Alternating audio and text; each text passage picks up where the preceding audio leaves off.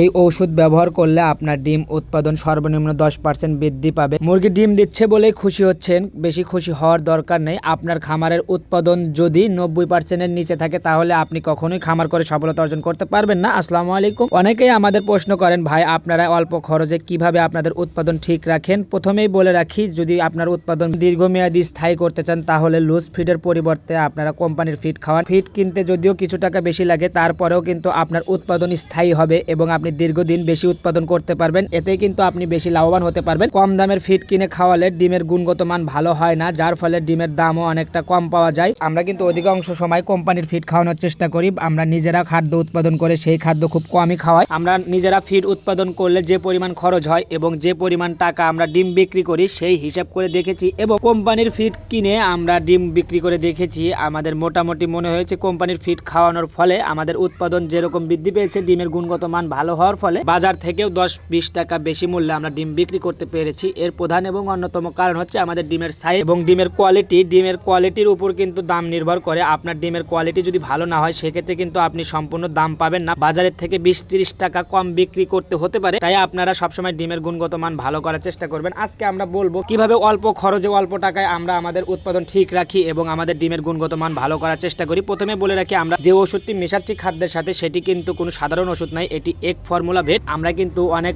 ওষুধ সরবরাহ করার পরে এই ওষুধটিকে বেছে নিয়েছি আমাদের ডিম উৎপাদন বৃদ্ধি এবং স্থায়ী করার জন্য। যে ফিডের সাথে ওষুধ মেশাচ্ছি এই ফিড কিন্তু মূলত কোম্পানির ফিড। আমরা বর্তমানে মুরগিদের RRP ফিড সরবরাহ করি। এর আগে আমরা আকিস ফিড সরবরাহ করে দেখেছি। আকিস ফিড মোটামুটি ভালো আছে, তবে RRP ফিডের গুণগত মানও মোটামুটি ভালো। অন্য ফিডের থেকে দাম তুলনামূলক একটু বেশি হওয়ার পরেও কিন্তু এর গুণ ক্ষমতা ভালো এবং কার্যক্রম খুব ভালো। তার ফলে আমরা এই ফিডটিকে বেছে নিয়েছি এবং প্রতিনিয়ত আমরা মুরগিকে এই ফিড সরবরাহ করে থাকি। আপনারা চাইলে 2-1 মাস এই ফিড সরবরাহ করে দেখতে পারেন, আপনাদের উৎপাদন আশা করি ঠিক হয়ে যাবে। আমরা এরপরে এক ফর্মুলা ভেট কিন্তু পরিমাণ মতো সরবরাহ করে নিয়েছি এবং পুরো খাদ্যে আমরা ভালোভাবে মিশিয়ে নিচ্ছি। ওষুধ শুধু সরবরাহ করলে হবে না, ওষুধ সঠিক মাত্রায় সরবরাহ করতে হবে। বেশি ওষুধ সরবরাহ করলে যে উৎপাদন বৃদ্ধি পাবে হঠাৎ করে তা কিন্তু নয়। অতিরিক্ত মাত্রায় ওষুধ প্রয়োগ করলে কিন্তু হিতে বিপরীত হতে পারে এবং আপনার খামারের মুরগিদের উপর তার প্রভাব পড়তে পারে। তাই আপনারা সবসময় সতর্ক থাকবেন এবং আপনারা যে কোনো ওষুধই সরবরাহ করেন না কেন সেটি ডাক্তারের পরামর্শ অনুযায়ী কিংবা ওষুধের গায়ে লেখা দেখে আপনারা সরবরাহ করবেন। এতে আপনারা খুবই ভালোভাবে ওষুধের গুণ ক্ষমতা বুঝতে পারবেন এবং আপনার ওষুধ খুব ভালোভাবে কাজ করবে ইনশাআল্লাহ। এক ফর্মুলা ভেটের অনেক উপকারিতা। প্রথমত,